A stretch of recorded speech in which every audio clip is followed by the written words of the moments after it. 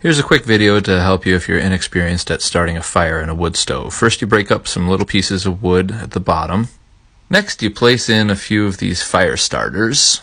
You can put them right on top of the bits of wood you've already placed in, and after putting those in, you'll want to put some more sticks, smaller bits, make sure it's all nice and dry, and in a teepee shape with some space so that the fire can breathe once you light it.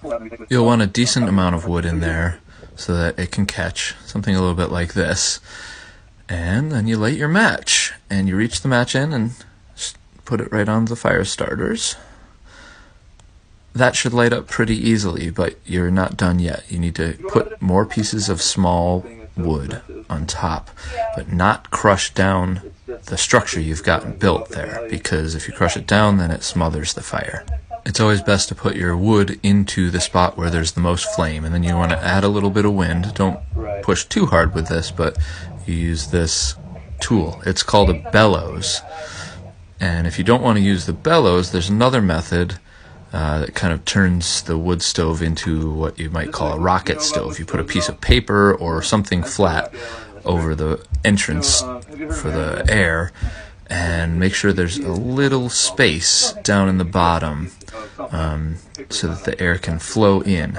What happens is the heat rises up through the wood stove, the stovepipe, and cold air is coming in through the bottom, and it really gets the fire going. It adds a lot of oxygen to the bottom and a little breeze, which makes everything catch better and helps the coals to be flame rather than just smoldering coals.